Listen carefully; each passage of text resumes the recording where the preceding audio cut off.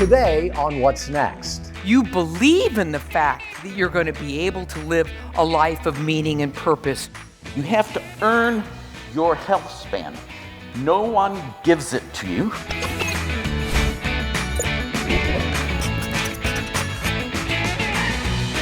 Hello and welcome back to Growing Bolder headquarters for another edition of What's Next. We love our space here, but we also love getting out and interacting with you. And finally, we are back doing that with some of our signature live events.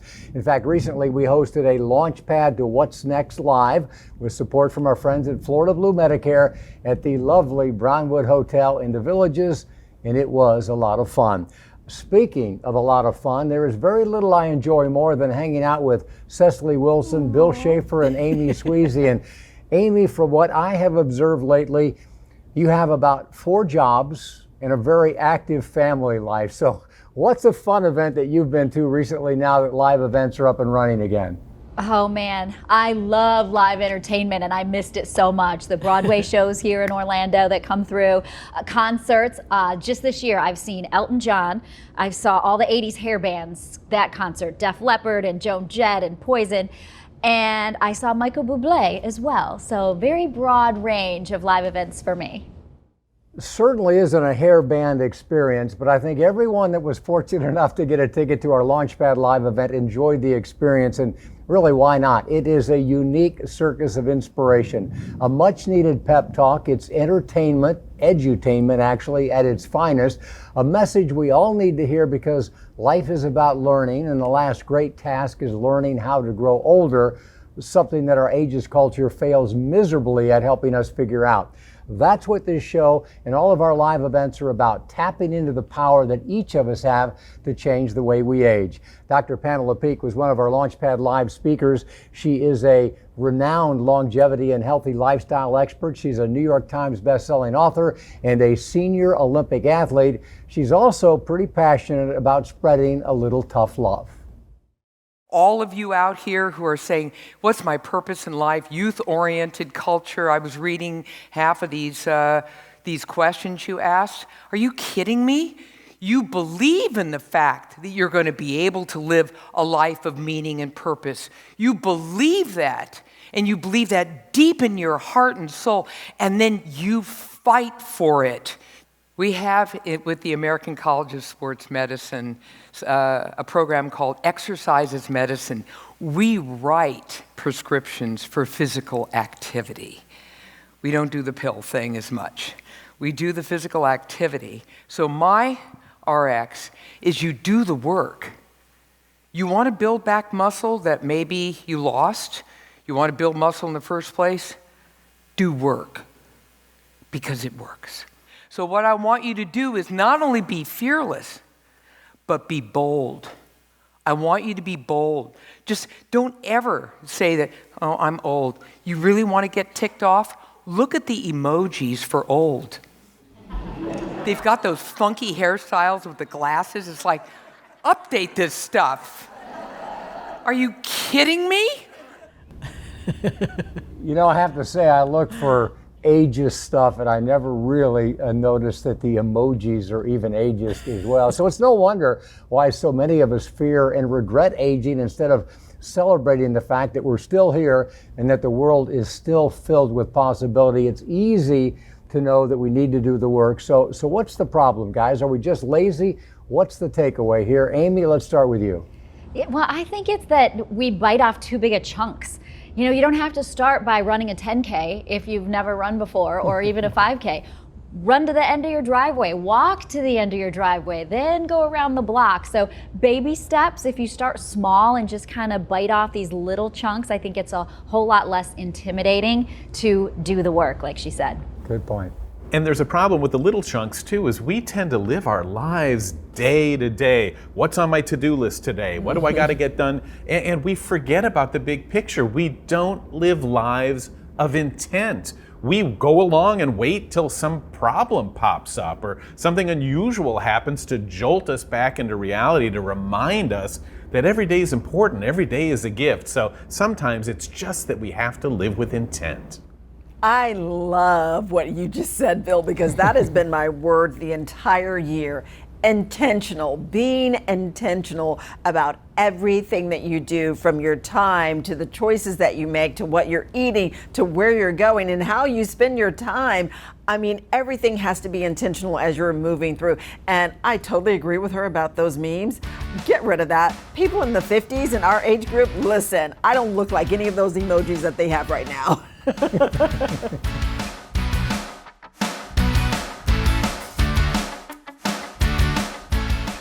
My grandmother, she's taught me 3 things.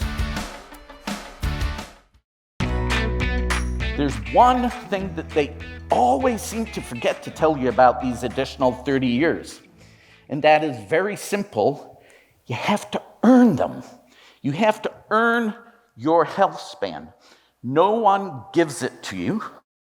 Yeah, it's there, folks, but you got to go get it. Welcome back to What's Next. That was Colin Milner, who is the CEO of the International Council on Active Aging and also the founder of the active aging industry in North America. Colin was one of our speakers in our recent Launchpad to What's Next live event in the Villages. This is a guy who is as plugged in as it gets with all of the world's top longevity experts. He's up to date on the latest technologies and the biggest breakthroughs, but he shared that his most important lesson is something he learned from his 110-year-old grandmother. My grandmother, she's taught me 3 things, okay? Curiosity is king. Some people would say she's nosy, but I think she's curious. I would go somewhere, she would ask me, who'd you meet? What were they like? How are things? She was always wanting to learn and know. Passion. She was extremely passionate and wanted to get every single moment out of life. And potential. She knew that she had the potential that was, once thought for a younger population, and she wanted to fulfill it. If you do nothing but those 3 things, life changes considerably. And, I've been speaking about this now for about 25 years, and at that time, I was talking about them. Now I'm talking about okay? But the reality is, if our lasting legacy is showing our children and our grandchildren that we can live better longer, I think it would go a long way to creating a completely different society.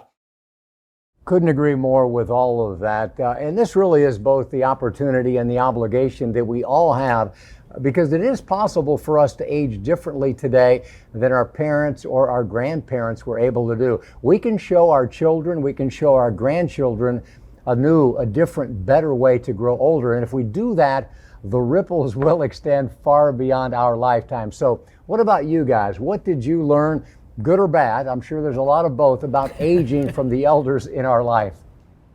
Well, unfortunately, I did not have a relationship with my grandmother because she died when I was very, very young. But I know that my mother learned a lot from her. And one that she taught me was great work ethic, working hard, honoring your word, and making sure that your manners matter, So she would always tell me, pretty is as pretty does, Cecily. So if you have a jacked up attitude, it's not going to be nice. So when I was a kid, I was that kid who was like the neighborhood dog walker. And who needs their dog walked? It's not somebody who's 30 or 40. It always turned out being the older people in the neighborhood. So when you went to get the dog and when you brought the dog back, a lot of them were very lonely. So I ended up hanging out with the guy on the corner who we were terrified to step on his grass because he'd come out and yell at us. If you, God forbid, you turned your bicycle around in his driveway, he's out the door going, Get off my grass! But you know what? I would go into his house and I would sit down with him, and I found out that he was lonely and that he just needed somebody to talk to. It was the elderly woman that lived down the street as well. They were just fascinating people. And I think what I learned more than anything else is when you're young, and maybe even when you're a little older, you don't think of them as ever having been like us. And the biggest thing that I learned is they were kids and they were young adults and they had every dream and every hope for their lives that we do, every failure, every success. And God, listening to them became like the highlight of my day. It honestly did. And I think that's what led me to where we are today. You know, as weird as it seems, TikTok, of all things, is actually becoming a social platform where we can learn something from our elders. And of course, TikTok, you know, it's got good stuff, it's got bad stuff, it's got a lot of weird stuff. But it is having a positive impact on many older adults because its tools are really simple to use. It has, in fact, turned everyone of every age into a content creator. Case in point, our bold social clip of the day. Ginger and Carmen are two best friends who live in Melbourne, Australia, and TikTok tools have enabled them to create alter egos that are based upon fashion, dancing, and having a good time. And somehow along the way, in a very short period of time, they've picked up about 350,000 followers.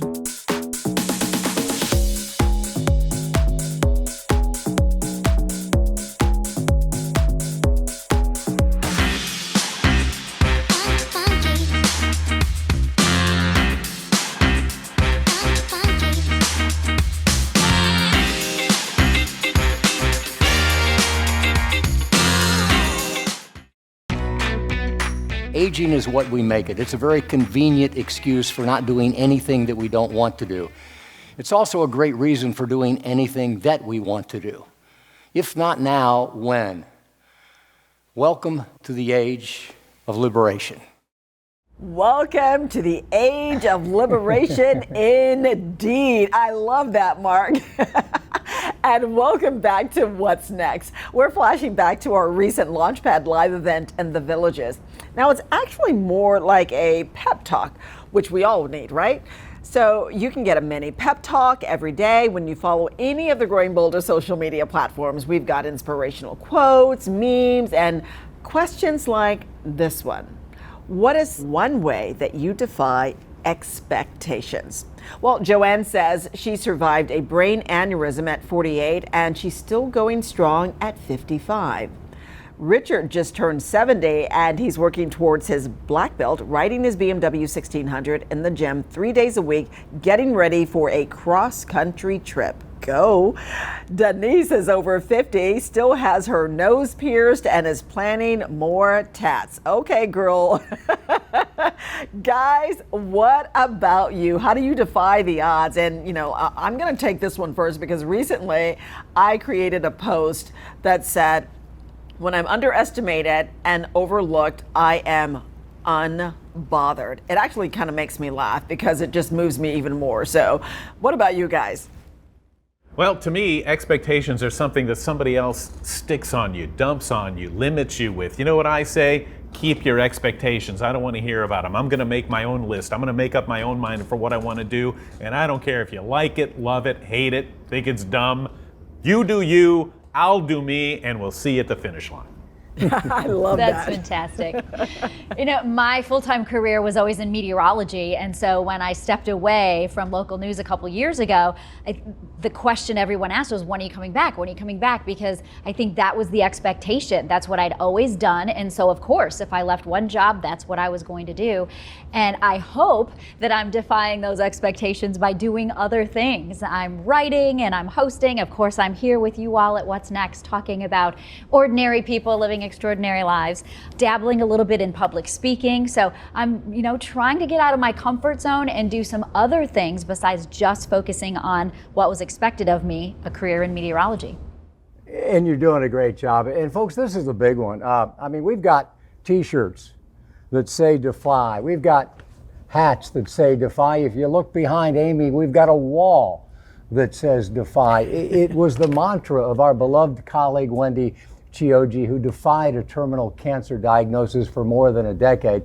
You know, our culture wants us to believe that we have all stepped onto some slippery slope of inevitable decline and that we are step by step, year by year, descending into unavoidable disease, disability, and morbidity. And I think the job for all of us is to defy the internalized expectations that we have about ourselves, the expectations that keep us from growing, that make us afraid, that lead us to believe that we can't write, we can't dance, we can't paint, we can't make new friends, we can't learn new things, we can't quit our job as a meteorologist and become a writer and a speaker and a host on What's Next. The truth is just the opposite, folks. There is little that we can't do, but in order to do it, we have to defy. We'll see you next time.